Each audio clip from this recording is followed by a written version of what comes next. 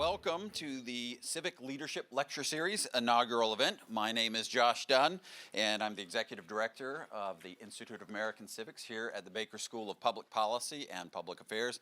I'm delighted to see all of you tonight. Before introducing our distinguished speaker, I want to recognize a few of our guests who are with us tonight. Tennessee's Attorney General, Jonathan Skrmetti, the U.S. District Court Judge for the Eastern District of Tennessee, the Honorable Catherine Kreitzer.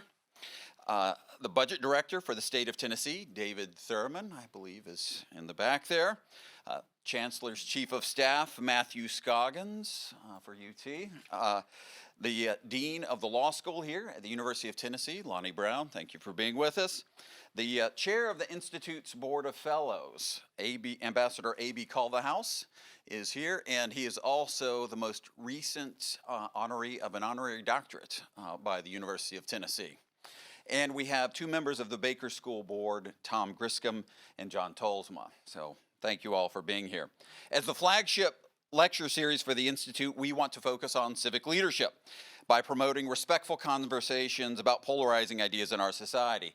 I can't think of a better way to kick off this series than tonight's lecture, The Truth-Seeking Mission of the University by Dr. Robert George. Dr. George holds Princeton University's celebrated McCormick Professorship of Jurisprudence. He's also the founder and director of the university's James Madison Program in American Ideals and Institutions. We are also honored to have him as a member of the Institute's Board of Fellows. He's a recipient of the U.S. Presidential Citizens Medal, and he has served on the U.S. Commission of Civil Rights and the U.S. President's Council on Bioethics. Tonight, he will discuss the vital importance of colleges and universities being sites of free and open discussion about the most important questions on human life. Ladies and gentlemen, please help me in welcoming Dr. George to the Baker School. Thank you, Josh. Thank you very much, Dr. Dunn. It really is an honor, I mean that seriously, an honor to be here at the Baker Center and under the auspices of the wonderful Institute for American Civics. I recall vividly as a high school student being glued, as the rest of the country was, to the television during the Watergate hearings and watching Senator Howard Baker prove to the entire world that you could be a politician with integrity. And that's a lesson that was well worth the American public seeing and learning. Rather wish we had more like him today. I want to say what an honor it is to be here with my fellows on the Board of Fellows, Marianne Wanamaker and Ambassador Culverhouse. Thank you for being here. It was a pleasure to have a little program earlier today with some students with Attorney General Skrmetti. And also, of course, the leadership of the Institute, Josh Dunn, my dear friend, and my former student at Princeton, Tiffany Barron, Professor Barron. Liberal arts colleges and universities have three fundamental purposes: the pursuit of knowledge, knowledge of truth; the preservation of knowledge, once it's securely obtained; and the transmission of knowledge, the teaching mission of the university. Now, of course, there are other desirable things that institutions like the University of Tennessee or Princeton University or Stanford or Ohio State or Davidson or Pomona do. There are valuable things that they pursue beyond the fundamental teaching and research mission. But it is the teaching and research mission that are the fundamental constitutive defining purposes of the university. The other things liberal arts institutions do are founded on those fundamental mission points, and anything that institutions of learning do that undermines their fundamental purposes, obviously they should not be doing. So, for example, though I enthusiastically support college athletics, which means I guess I won't be run out of town here in Knoxville, I have to confess that I support them only insofar as they do not damage the academic program. And I think we all know that sometimes, in some places, in some universities, athletics becomes the focus and begins to displace and undermine the teaching mission. And when that happens, athletics needs to be reformed. And the same with other things, all the extracurricular activities, the clubs, political, cultural, social, fraternities, those kinds of things. Those are all fine, so long as they don't undermine or displace the real mission of the university, the pursuit of knowledge, the preservation of knowledge, the transmission of knowledge. And when they do interfere, when they do undermine the fundamental mission, they need to be reformed or, if necessary, abolished. Now, there are certainly colleges and universities today, as in the past, that, as I say, place too much of an emphasis on athletics to the detriment of the academic program. But for many institutions, a great deal, many more institutions, a graver threat today is posed by the politicization of the academy. The problem is most vividly manifest in the phenomenon I am going to call this evening campus illiberalism. And by that, I mean the unwillingness of so many people on campus, so many members of college and university communities, students and faculty alike, to entertain or even listen to, or allow other people to listen to, arguments that challenge the opinions they happen to hold, or that happen to be dominant on the campus. At some colleges and universities, as you know, I'm not breaking any news here, speaking invitations simply are not issued to dissenters from campus orthodoxies. Or if they are issued, dissenting speakers are sometimes disinvited under pressure from opponents of their ideas. Or if they are not disinvited, they are pressured to withdraw under the threat of disruptive forms of protest. That happened to former Secretary of State, now Stanford, former provost at Stanford, now director of Stanford's Hoover Institution, Condoleezza Rice, right down the street from where I teach at Princeton at Rutgers. She was invited to speak at commencement for Rutgers University, but withdrew under the threat of disruptive protest, as Dr. Rice didn't want to be the occasion for outrageous behavior that would ruin the day for students and their families who wanted to enjoy a peaceful, celebratory graduation. You know, mom and dad and grandma and grandpa and pastor and coach and teacher were there to celebrate the achievements of the young men and women who were graduating. They weren't there for a big political upheaval, which was what Condoleezza Rice was threatened with, and so she withdrew. Or if they do not withdraw, they are sometimes interrupted by abusive protesters, shouted down, or even assaulted. Think Middlebury, think Berkeley. Now, this is often done in the name of what's sometimes called deplatforming. That is, denying a platform, an opportunity to speak, for the expression of views that are or are deemed by those in the majority or in power to be obnoxious, hurtful, bigoted, or otherwise unworthy of being expressed and heard. And it's not just visitors to college and university campuses. Faculty and student dissenters within the campus community have sometimes been subjected to abuse and intimidation. Every effort is made to ensure that they are denied opportunities to speak their minds or are intimidated into silence. At the session, wonderful session I had with wonderful students, undergraduates, the Attorney General and the Ambassador, just a little while ago this afternoon, one of the students asked me about self-censorship, how bad a problem is student self-censorship. It's a really bad problem. All the social scientific data, all the polling, all the interviews confirm that students are censoring themselves, not expressing their opinions, much more than was the case even as recently as 5 years ago. Not so much these days out of fear that a professor will retaliate with a bad grade, although that still happens, but more these days out of fear of being ostracized, being stigmatized, being called a bad name, being denounced on social media, being defamed, having friendships ruined, perhaps losing further educational or professional opportunities. Now, it's important for me not to paint with too broad a brush here. The situation is better or worse at different institutions. Not all American colleges and universities are alike. As it happens, it's not at all bad at my own institution. I'm beginning my 39th happy year, or halfway through now, my 39th happy year at Princeton, where I've never been subjected to intimidation or abuse, though threats from off campus have been made against me, one of which landed the perpetrator in a federal prison for 3 years.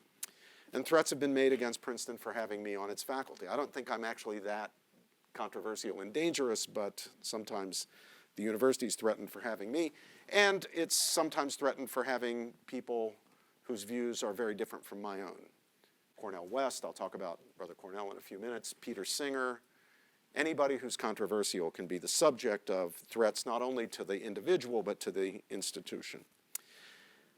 But as I say, the situation isn't the same everywhere. Some places it's really bad, some places it's not all that bad.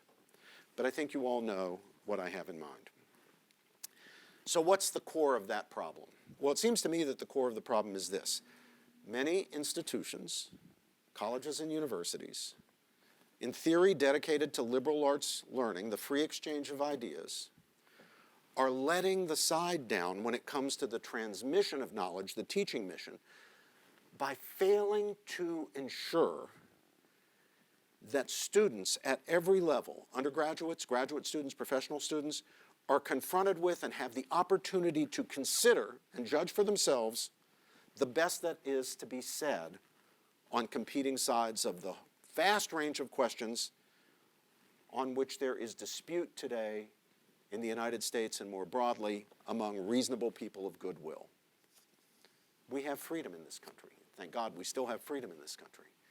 That means that people get to think for themselves. And when people think for themselves, they arrive at different places, not just on minor, trivial, superficial issues, but on big, important issues, very fundamental issues, issues of human nature, the human good, human dignity, human rights, human destiny. But institutions, colleges and universities, in so many cases, are allowing students to get through 4 years, or through a graduate program, or through a law program, without ever hearing what's to be said on all but one side of an issue. They're permitting prevailing opinions on campus to harden into dogmas, dogmas that go largely unchallenged, leaving students with the false belief that there are, in fact, no disputes on these matters among reasonable people of goodwill, that all good people, all right-thinking people think the same way. At the core of the problem is the toxic thing that provides an environment in which illiberalism flourishes and can be expected to manifest itself in the ways it manifests itself today, namely the phenomenon of groupthink. There's one thing that's toxic to the cause of liberal arts learning. It is groupthink. We've got to shun it. We've got to defeat it. And you defeat it by the simple expedient of making sure students are exposed to different points of view and allowing students to think for themselves. Now, we fail to understand the depth of the problem or appreciate the danger it poses to intellectual life if we take a static view of knowledge, thinking of it as simply information that's passed into the minds of a recipient the mind of a recipient who records it there and draws upon it as needed. Knowledge is not just information. You do need information. It's important to have correct information. It's important for our students to know that Robert E. Lee surrendered to Ulysses S. Grant, not to Dwight David Eisenhower at Appomattox Courthouse. When students don't know which, there's a problem. But genuine knowledge goes beyond bits of information, and even beyond the acquisition of skills. And it requires, what makes it really knowledge, is that it requires the engagement of the knowledge seeker, the truth seeker, with competing perspectives and points of view. Here's what's to be said on one side. Here's what's to be said on another side. Here's a third perspective on the problem. It also requires certain virtues, including open-mindedness, respect for what the great 19th century British philosopher John Stuart Mill called liberty of thought and discussion. It requires intellectual humility, humility of the sort that one can possess only insofar as one appreciates, and not merely notionally, one's own fallibility. And then it requires the virtue of courage, the courage to think for yourself. If you're a coward, it's very easy to just go along with whatever everybody else is thinking. It takes a certain courage to challenge that. But let me just come back for a moment to that fallibility question, because it's so important. Now, I said it's important that we recognize our fallibility and that our students recognize their fallibility, that our faculty recognize its fallibility, more than merely notionally.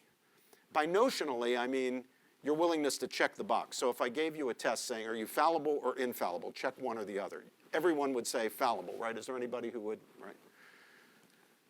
We all recognize, don't we, that right this minute, every single one of us and every single human being on the face of the earth, or going back into history or forward, has some false beliefs in his head or her head. I mean, is there anybody out there who has only true beliefs in your head right now? Raise your hand. All right. Now, if I said to you, well, wait a minute, that's kind of stupid. Why would you run around with false beliefs in your head? Fix that. Get rid of those false beliefs. Swap in the true beliefs. What are you doing? You'd say, well, Professor George, if I knew which ones the false ones were, I would swap them out for the true ones. The problem is I don't know which ones are the false ones. Yes, exactly. And if we go beyond a notional affirmation of our fallibility to a real understanding of it, then we realize that the only way we are going to figure out which ones are the false ones so that we can swap them out for true ones is if we allow them to be challenged. If you will not allow a critic to challenge you, if you won't let him speak, or if you let him speak but you won't listen to him, you're hearing but not listening, you're just going to be confirmed in what you already believe. Sure, you'll be confirmed in the beliefs you hold that happen to be true, but you'll be equally confirmed in the beliefs you hold that happen to be false. We're not going to get anywhere. No progress will be made. So we need a more than merely notional, we need a genuine understanding of our own fallibility so that we can move forward in the quest to gain knowledge. It's the task of colleges and universities, precisely as institutions of learning, to expose students to competing points of view and foster in them those virtues: openness of mind, intellectual humility. That's what you have when you recognize your fallibility. Courage. And that's necessary not, this is a really important point now coming at you, that's important not because there is no truth. I'm not arguing from relativism or subjectivism or skepticism. If there were no truth, there would be no point in having a university to pursue it or transmit it or preserve it. It's precisely for the sake of truth, getting rid of error to the extent that we can, never perfectly, getting a deeper understanding of the truth of things even when we've got the basics of it right. That's why we need universities. Not because there's no truth to be attained, but rather because the pursuit of truth and the deeper appropriation of truths and their meaning and significance requires it. You see then that whatever is to be said about claims that the predominance of certain views and their proponents on campuses and the exclusion of others, the problem I'm calling attention to here is less about the unfairness to minority perspectives, such as the perspectives of conservatives or libertarians at many institutions, than it is about the need to avoid, and where it has set in to overcome, groupthink in order to fulfill a constitutive purpose of academic institutions. We owe that to our students. Those of you who are on the faculty, we owe it to our students, and we owe it to them whether they like it or not. It's a scandal, when students are graduated from liberal arts institutions, colleges and universities, with no understanding, or worse yet, grotesque misunderstandings of the arguments actually advanced by serious people who hold beliefs that differ significantly from their own, or from what they're typically exposed to on campus. For reasons brilliantly articulated by Mill, John Stuart Mill, in his great essay on liberty, even if the opinions of the students the opinions that the students happen to have acquired in circumstances of groupthink, even if they're true, students' ignorance of the arguments of dissenters will prevent them from understanding the truth as deeply as they might and should.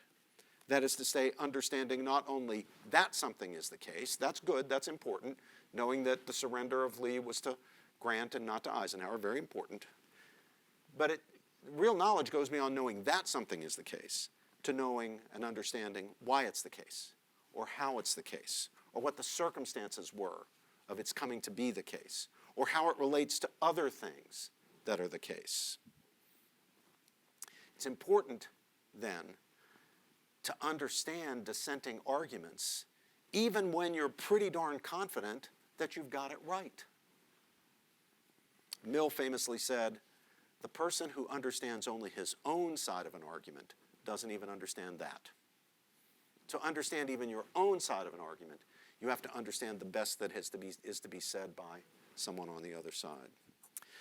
The great early 20th century jurist Learned Hand, you remember him from law school, Ambassador, the greatest American judge not to make it to the Supreme Court. Everyone always thought that he would get there. He never got there. But he was a very great legal thinker. And he famously said that, quote, "The spirit of liberty is a spirit of not being too sure you are right." Now, in making that point, Judge Hand was not endorsing radical skepticism or moral relativism or anything of that sort. Rather, he was pointing to the need for the virtue of intellectual humility in light of the inescapable reality of human fallibility. His focus was on the need for that recognition and its corresponding virtue, intellectual humility, in the project of establishing and maintaining republican government and respect for freedom. But what he says about the spirit of liberty is also true of the spirit of truth-seeking. A sense of one's own fallibility, a sense that one could be wrong, even in one's basic premises and most fundamental beliefs, an openness of mind, a willingness to entertain criticism, to engage critics, not shut them down. All of these things are essential to the truth-seeking project. And that means they must be cultivated in institutions like this one, or like mine, whose mission centrally involves the pursuit and transmission of knowledge. Now, none of that is to say that we shouldn't be advocates of our own points of view, or that scholars should not be engaged politically. I've been engaged one way or another politically through my entire scholarly career. But politically engaged scholars, like other scholars, need to be highly cognizant, perhaps we need to be even more cognizant than other scholars, of our own fallibility, even on matters about which we care deeply, and even when it comes to causes in which we are profoundly emotionally invested.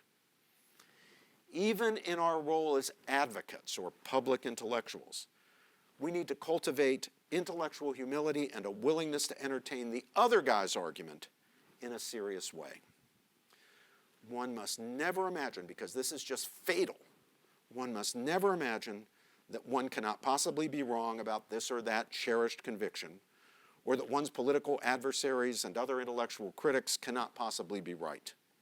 As I say, that is fatal to the truth-seeking enterprise.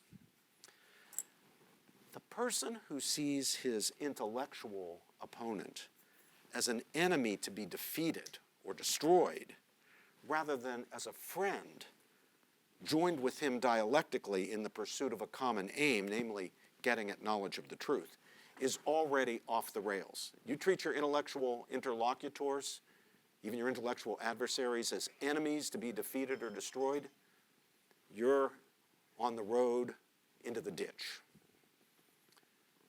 of sophistry.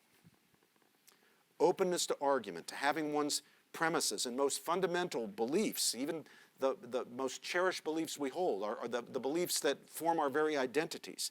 Being willing to have those challenged is vitally important to the knowledge-seeking mission that defines liberal arts institutions as the kinds of institutions they are. After all, we've got empirical evidence on this one. Think of the most admirable people in history, greatest people in history. even they have been wrong about things. Sometimes they've been wrong about some very fundamental things. That doesn't mean they're not great. That doesn't mean they're not admirable. That doesn't mean they can't set important examples for us. But it reminds us that they were fallible. And if they were, we are. We're made out of the same stuff, the same flesh and blood, subject to the same heat of passion and emotion, subject to the same factors and forces that can derail reason and make us passionate advocates of bad causes, all the while thinking we're for the good causes. We're the good guys. We're on the side of truth and right and justice. A spirit of openness to argument and challenge, then, where it flourishes in an academic culture, is what immunizes institutions against groupthink and chases the groupthink away when it comes knocking at the door. Now, part of the problem, of course, is that once groupthink has taken hold, folks who are caught up in it tend not to recognize the problem. I mean, when was the last time somebody said to you, my problem is I'm just caught up in groupthink. I tend to think just like everybody else around me thinks. I've heard someone say that exactly once. I did hear someone say it. It was, for 36 of my 39 years, I was the parliamentarian of the Princeton faculty. And after a faculty meeting one day, a very nice professor in one of our languages departments came up to me and she said, Robbie, I really admire you. And I said, well, it's very nice of you to say. Well, thank you. And she said, I admire you even though I really disagree with you about politics because, you've really thought about these things. You to hold the positions you hold, you couldn't have just accepted what everybody else was thinking. She said, my problem is I basically just accepted everything I've been told by the people around me. So, occasionally, just once in my life, someone would admit it, but it's very rare, right? The trouble with groupthink is that once you're in it, you don't know you're in it. You may realize that not everyone shares your views, but you'll suppose, isn't this the problem? You'll suppose that those who think differently from you, those who dissent from your opinions, or the dominant opinions in your community, you'll suppose they're irrational or ill-motivated. You'll imagine that anybody who disagrees with you is an ignoramus or a rube or a bigot or an elitist or a tool of nefarious interests, a fool or a fraud. We've got a lot of that kind of thinking going on across the ideological spectrum in our country, and it's bad. When someone is in groupthink, that person could pass a lie detector test claiming that they're not in groupthink. But that doesn't mean that they're not in groupthink. And wherever ideological orthodoxies are allowed to settle into place and are not subject to serious challenge and questioning, you have to worry about the groupthink setting in. And that's true whether or not campus illiberalism manifests itself in the more visible ways that we've now so frequently seen, with dissenting speakers being shouted down from campus or violently attacked or what have you. Now, it seems to me that viewpoint diversity, that is having people around who disagree, has its value precisely as a kind of vaccine against groupthink, as an antidote to groupthink when it begins to set in. Diversity of views, approaches, arguments, and the like is the cure for campus illiberalism. People who have the spirit of being not too sure that they're always right, people who want to be challenged because they know that challenging and being challenged are integral and indispensable to the process of knowledge seeking, such people, whatever their personal views are, will want intellectual diversity on campus and will worry when it's not there. And they'll want it and they'll worry when it's not there because they understand that having it is crucial for the university accomplishing its mission. Now, of course, the problem is this. It's hard to get that intellectual diversity, at least today on our university campuses. And I think there's a number of reasons for that. While in my own experience, at least, it's true, and some of my progressive colleagues and friends tell me that in their experience it's true, that there is sometimes blatant, conscious, obviously deliberate discrimination against people who dissent from campus orthodoxies when it comes to hiring and promotion. I happen to think that blatant, conscious, deliberate discrimination, again, while it exists, is not the heart of the problem. In fact, I think that conscious, deliberate, blatant discrimination is comparatively, underscore comparatively, rare. Now, I could cite some cases I personally know about and that other colleagues have reported to me where it happens, but I believe the more fundamental challenge is not conscious, deliberate, blatant discrimination, but rather something else. Here's what it is. In this vale of tears, we human beings, frail, fallen, fallible creatures that we are, simply have a lot of trouble. And I think if we're honest with ourselves, we admit we have a lot of trouble appreciating meritorious intellectual work and even good arguments when they run counter to our opinions, especially when we're strongly emotionally attached to those opinions, when we've wrapped our emotions very tightly around our convictions. Now, as I see it, this isn't a liberal problem or a progressive problem or a left-wing problem. It's a human nature problem. Anytime an intellectual or political orthodoxy, be it of the right or left, has hardened into place, it's going to be very difficult for a lot of people to draw the distinction between, on the one hand, work I disagree with, despite its being really very good and challenging and interesting and important, and on the other hand, work that goes contrary to what I just know to be true on issues that are really important and critical to me and bound up with my sense of who I am as a, now fill in the blank, progressive, conservative, feminist, libertarian, Christian, atheist, what have you. People will experience challenges to the dominant opinions as outrageous attacks on truth, indecent assaults on essential values, threats to what is good and true and right and just, intolerable violations of the norms of our community. And in an age of identitarianism, when our convictions very strongly affect and determine our sense of exactly who we are, then challenges to our opinions or practices or ways of life will easily be experienced by the person who's challenged as personal attacks. But they're not. They're challenges by somebody who's got a different view. Now, among conservatives, there are those, perhaps the majority, who disagree with my claim that the problem is a human nature problem, not a problem of the particular ideology that happens to be dominant today in most academic cultures. The University of Pennsylvania historian Alan Kors, with whom I'm almost always in agreement, once debated this question with me, because we do disagree on this one, on a radio broadcast. The two of us were being interviewed by a national public radio reporter. She was doing anthropological work among conservatives. Professor Kors argued that the fundamental problem is, in some essential way, a left-wing problem. Left-wing people are like that. Not a problem rooted in what, in other circumstances, we might call original sin, that is, the human condition.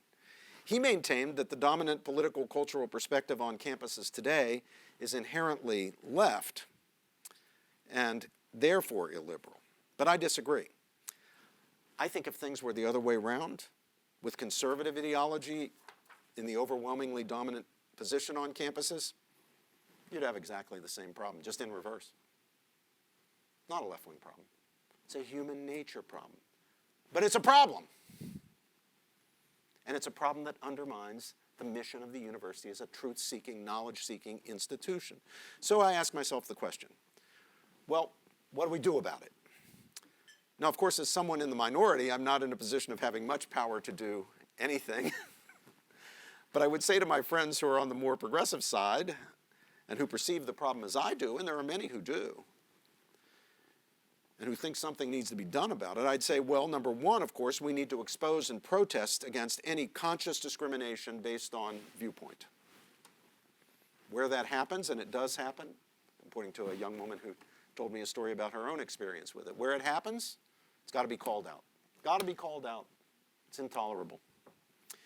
But number two, say to my friends, especially those whose views are in the majority on our university campuses. Both by precept and by example, we need to strongly encourage our colleagues and students to be rigorously self-critical. We need to encourage people to be self-critical in ways that would enable them honestly to say, as I myself have said about the work of my controversial colleague Peter Singer in Princeton's philosophy department. Well, I say, well, you know, I'm really scandalized by Professor Singer's defense of the moral permissibility of infanticide. That's something that he has argued for the moral permissibility of. You know, not just of so-called defective infants. He believes that a newborn baby, like an unborn baby, from his point of view, is not a person with dignity and whose interests matter in a moral calculation until some weeks or months after birth. So he thinks it's morally permissible to kill newborn babies. Well, I'm rather scandalized by that. I'm on the other side of that issue very passionately. I think he couldn't be more wrong about that. But he makes an argument. He does business in the proper currency of intellectual discourse. There's a currency of intellectual discourse. There's the way there's an economic currency. It's pounds and pence in Britain and dollars and cents in the United States. Well, the intellectual discourse currency is reasons and arguments and evidence. And Professor Singer doesn't just shout at people. He provides reasons and arguments and evidence that others like me can then criticize. So when people demand that Professor Singer be fired from his job at Princeton, I say, no, respect his freedom of speech. It falls to me or to people who agree with me that he's wrong to make the argument, to defeat him, to make the argument to show that our dignity as human beings comes simply in virtue of our humanity, our status as rational creatures. Creatures with a rational nature, human beings.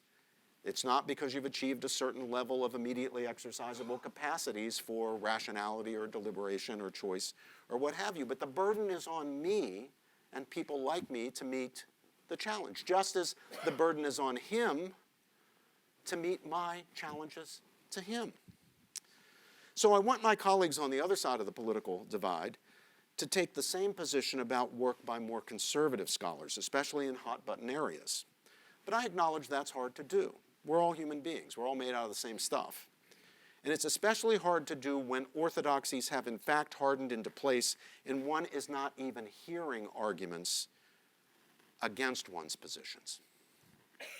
And when one is not hearing them, and everybody one knows and everybody in one's circle tends to think the same thing about a body of issues, no matter how much diversity there is along other lines, racial or ethnic or gender, all these diversities, we're likely headed for groupthink. Because all that other diversity is entirely consistent with people thinking alike. People looking differently and thinking alike. When one is hearing more or less the same thing from everyone whom one respects, when one is being reinforced in one's own opinions by all one's friends and colleagues, whether one is a student or a faculty member, the motivation to think more critically tends to be very hard to work up. It just is. Working it up is so much easier when one is regularly, in the normal course of things, being challenged by thoughtful people who do not always see things just as one does oneself. So it's best for us not to get ourselves into this fix in the first place by permitting ideological orthodoxies to form on colleges and university campuses. We shouldn't allow our institutions of higher education to become catechism classes. There's a place for catechism class. That's fine. Sunday school. University is not the place for catechism class. But if those orthodoxies have formed, then our challenge is to help our colleagues to appreciate work and be willing to say that they appreciate work that is meritorious even when they do not agree with the conclusions being advanced.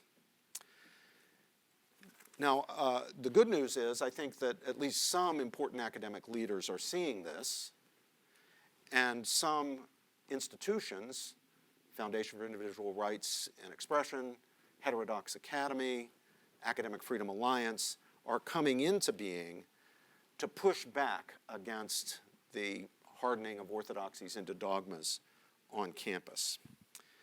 And we really, really need those organizations. We also need to build within institutions structures and institutes and programs and even whole schools that will model for the rest of the university what it's like to have an institution where people can, with civility, robustly disagree.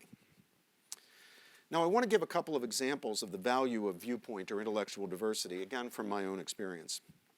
One is the James Madison program at Princeton, which I have the honor to direct, as Dr. Dunn kindly mentioned. Our program was founded in the year 2000. We're in our 24th year. And its impact on the culture of Princeton, precisely by bringing viewpoint diversity into our community in a serious way, has been remarkable. It gives me enormous satisfaction that this opinion of mine is shared not just by me and by the handful of other conservatives at Princeton, but by many of our more liberal or left-wing or progressive colleagues. They have praised the Madison program for turning what might have been campus monologues into true dialogues or multilogues, benefiting everybody in the process. It's a mistake to think if you bring viewpoint diversity in, let's say if you've got an overwhelmingly liberal campus and you bring conservatives in, that most fundamentally benefits the conservatives. Actually, it doesn't. It most fundamentally benefits the liberals.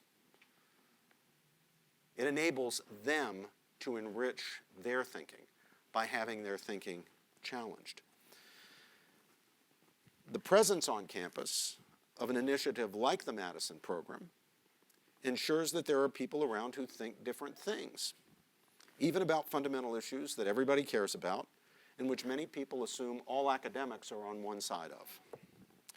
And that's great because it means that general discussions across the university, and not just in the Madison program at its own events, in those discussions, people cannot simply suppose that everybody in the room shares the same assumptions and holds the same opinions.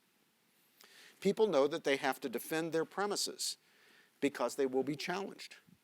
And that makes for a different, much better, and much more serious kind of engagement, a kind of engagement that profoundly enriches the intellectual life for the entire community. When I arrived at Princeton back in the Middle Ages, the fall of 1985, I remember an event very early. It must have been in my first semester or perhaps the spring of my first year there, when there was a big university event and a visiting speaker, and it was a big turnout for the event. I was there. And the speaker warmed up the audience by making, I thought, a very unfair joke at the expense of President Reagan. Everybody laughed, except me.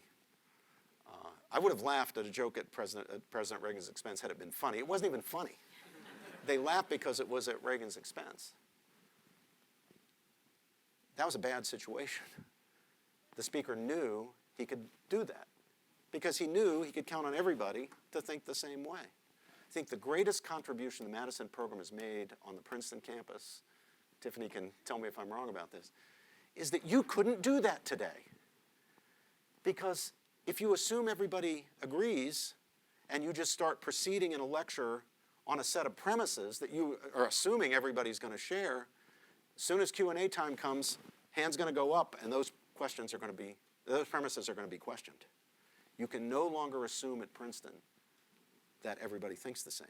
And it's not because we now have 50-50 parity between conservatives and liberals at Princeton. Believe me, we don't. Nothing near it. But it does mean that there is a substantial minority of people, 25 or 30 or 40 on the faculty, who do think differently and are willing to speak up and willing to challenge. Now, the second example of the value of viewpoint diversity, again from my own experience, is the experience I've had teaching with my friend and colleague, Professor Cornel West. Now, Cornel and I have very fundamental disagreements. He is honorary chairman of Democratic Socialists of America. I am not honorary chairman of Democratic Socialists of America. I'm a traditional conservative. He voted for Jill Stein for president in 2016. I wrote in Ben Sass. He is, of course, himself a candidate for president in 2024. But Cornel and I taught together at Princeton for many years, and our seminar readings included writings from figures such as Sophocles, Plato, St. Augustine, Luther and Erasmus, Marx, Mill, Newman, Kierkegaard, Hayek, Solzhenitsyn, John Dewey, W.E.B. Du Bois, C.S. Lewis, Leo Strauss, Gabriel Marcel, and Martin Luther King, and we had a blast engaging these great minds, wrestling with each other and wrestling with them. what happened in those classrooms was magical. It really was magical. You've heard about chemistry, right? That people have chemistry. This went beyond chemistry. This was magic. He would play off me, I would play off him, and it just worked. Now what you have here is a genuine collaboration. Cornell and I collaborate across the lines of ideological and political difference in the common project. We both had the same goal in mind in those classes. That is the project of truth-seeking, knowledge-seeking, wisdom-seeking, engaging with each other and with our students in a serious, respectful, civil, but robust manner, striving to understand each other and learn from each other, treating each other not as enemies to be defeated or destroyed, but as partners in the dialectical process of truth-seeking, knowledge-seeking, wisdom-seeking. It really doesn't get better than that. And here's the thing that really matters. The students in that kind of context learn. They really learn. They're not just taking down information or acquiring a certain skill. They're wrestling with the big, deep issues. They're learning, and they're learning how to learn. They learn to approach intellectual and political matters, I'll use this term again, dialectically, with the back and forth, giving the arguments on the competing sides, critically engaging the most compelling points to be adduced in favor of competing ideas and claims. They learn the value of, and the importance of mutual respect and civility, and they learn it from two guys with some pretty strong opinions, neither of whom is shy about stating their opinions publicly. They learn that the spirit of truth-seeking really is, like the spirit of liberty, a spirit of openness to the possibility that you might be wrong. Now let me be more specific. I want you to really understand what I'm saying here, because what Cornell and I do is, I believe, really part of the solution, the cure for campus illiberalism. Now, I've always prided myself as a teacher on being able to represent accurately and sympathetically moral and political views that I myself don't share. I see that as really a critical part of my job, to be fair in presenting competing viewpoints, including viewpoints that are very far away from my own. For example, presenting Professor Singer's argument, which I do every year in my civil liberties course, for Professor Singer's defense of infanticide. So if I'm teaching about that issue or any other issue, and in my civil liberties and constitutional interpretation courses, we hit all the hot button issues. Whatever it is, I like to think that if someone came in who happened not to know which side I was on, they hadn't read any of my scholarship or read anything about me in media or anything, that all they knew was I'm the professor in the class and that's it, and they watched me, I like to think they wouldn't be able to figure out from my lecture or my presentation of the competing positions which side I was on. Now, that's not because I think professors should hide their views. Outside the classroom, I don't hide my views. It's just that I don't think the classroom should be used to proselytize or push a moral or political agenda or recruit adherents to one's own causes. That's not what classrooms are for. That's what political parties, political rallies are for, those kinds of things. Political groups, not classrooms. There's a place, as I say, for catechism class and the like, but that place is not the university classroom. The classroom is for exposing students to the best that is to be said for the competing views so that the students can learn to think more carefully, more critically, and above all, for themselves. Where they're not being told what to think by me or anybody else. They're being taught how to think more deeply, more critically, more independently.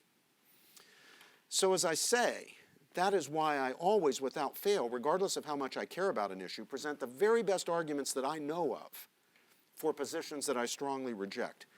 But what I've learned from teaching with Cornell is this.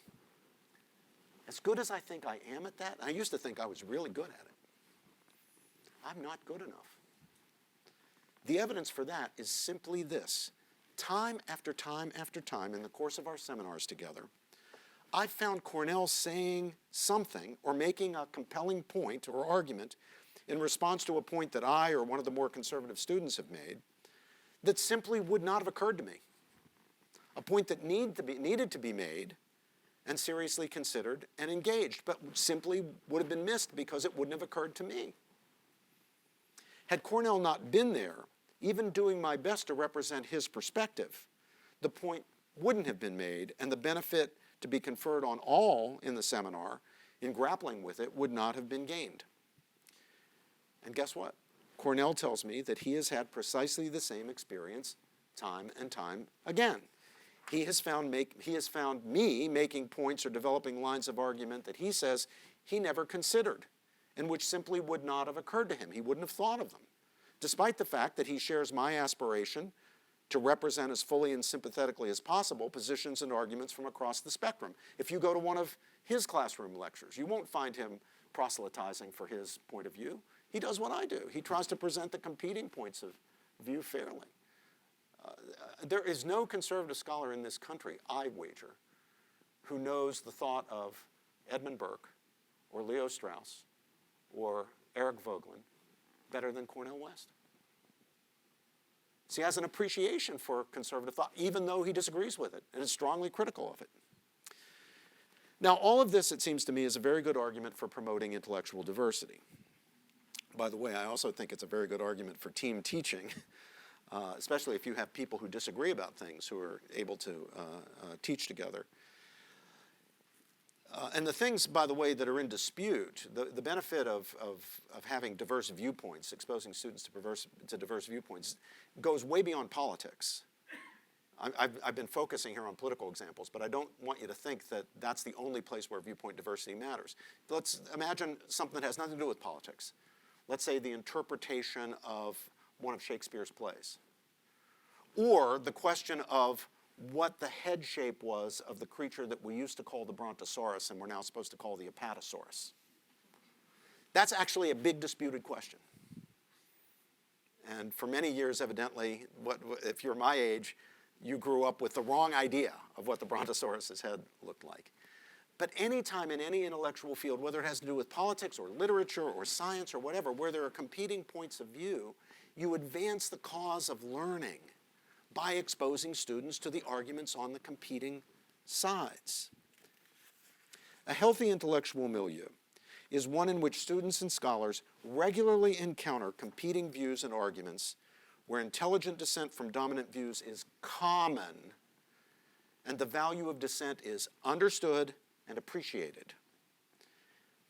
The kind of situation we need to create is one where beliefs that can be supported by arguments and advanced in a spirit of goodwill are common enough that they do not strike people as reflections of ignorance or bigotry or bad will, and people who don't share them don't experience them, because they seem so alien, as personal assaults or outrages against the community's values. Now, it's great to have competing views among instructors in a classroom. I realize, however, that that's a luxury that most institutions cannot afford. It's a very expensive way to teach.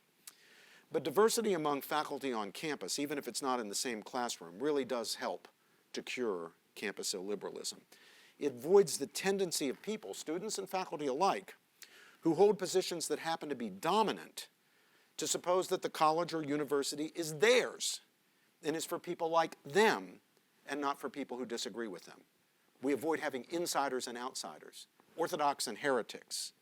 It sends a message, viewpoint diversity does, that all who seek knowledge of truth and wish to pursue it in a spirit of civility and mutual respect are welcome here as insiders, sharing the truly constitutive values and goals of the community, not as outsiders who are at best merely to be tolerated, as if they were present in the community on someone else's sufferance. Now, am I advocating for affirmative action for conservatives? Not at all. I'm advocating attitudes and practices that will cure campus illiberalism without the need to give anyone preferences in hiring and promotion.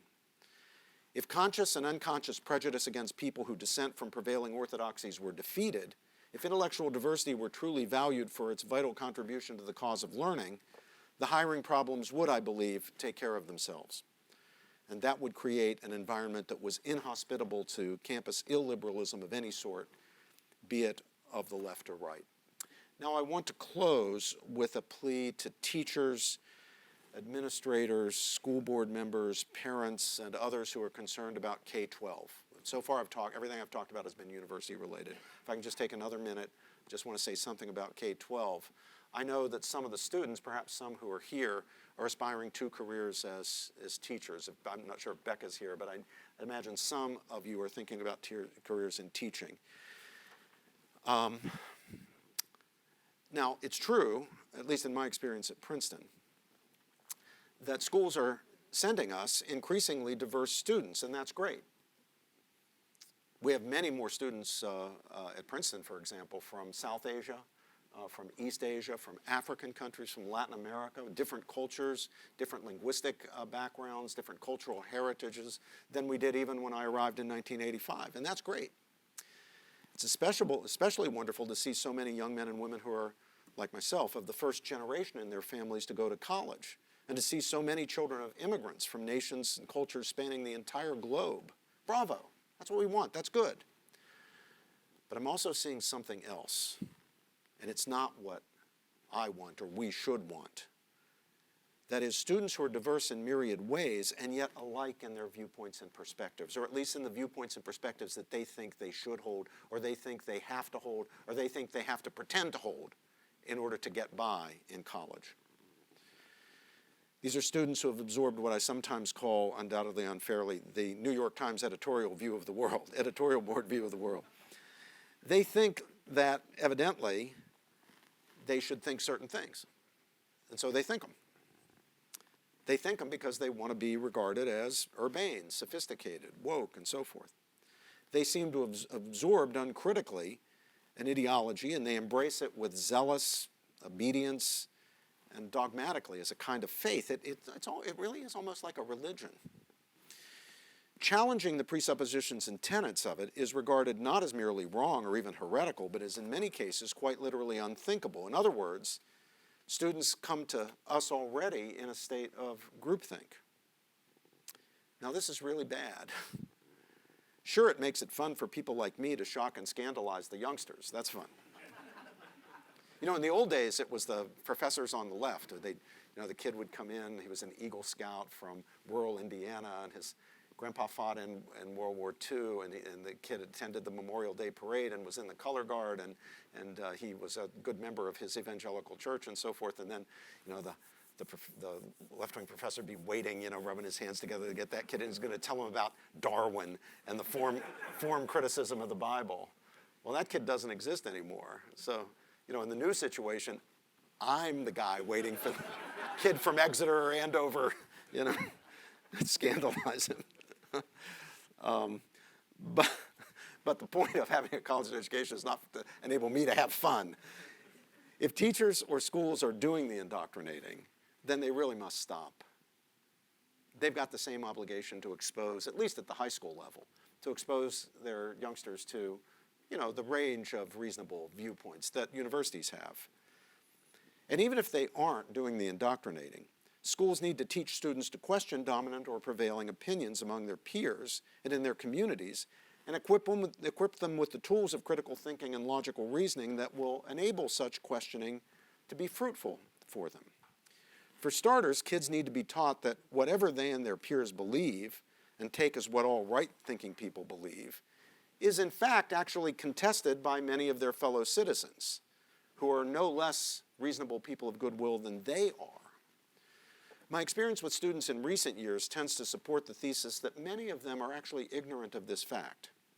Sure, they know that there are people who don't share the views of the editorial board of the New York Times, or people on stage at the Academy Awards or whatever, but they are inclined to think that such people must be bigots or ignoramuses, or just bad people.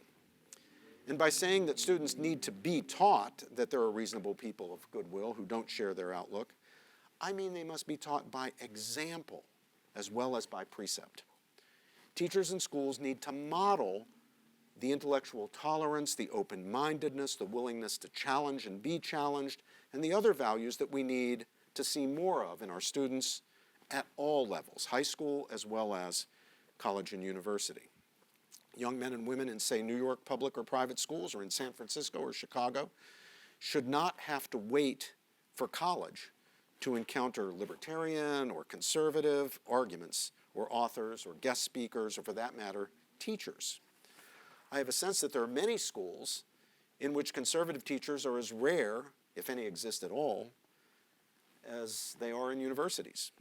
Whatever the reason for this state of affairs, it's not good. I mean, as far as I can tell, the famous private schools in New York City must not have a single conservative member of the faculty, at least not one that's taught any of the students who come from those schools to my classes. Finally, a final word for schools and teachers.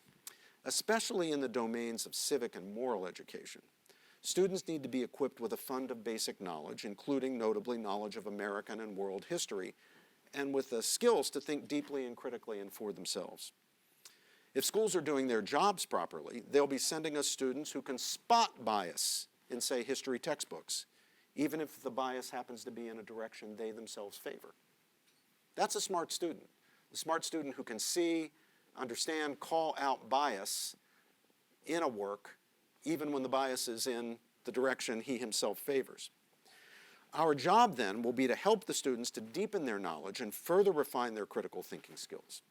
Kids will come to us from high school already on their way to being independent thinkers, lifelong learners, and their own best critics. That really should be our ultimate goal, to form our students to be, as I said earlier, to the earlier meeting, determined truth seekers and courageous truth speakers and lifelong learners. And you want the capstone of all that? The really well-educated person is a determined truth seeker, a courageous truth speaker, a lifelong learner, and his own best critic. He doesn't have to wait for someone to challenge him. He'll interrogate and challenge his own views. And that means, if you have students like that, they're on their way to being responsible citizens, really fit, equipped to play their role in sustaining and passing along to their children and their grandchildren, future generations, the rich blessings of living in a democratic republic. Thank you.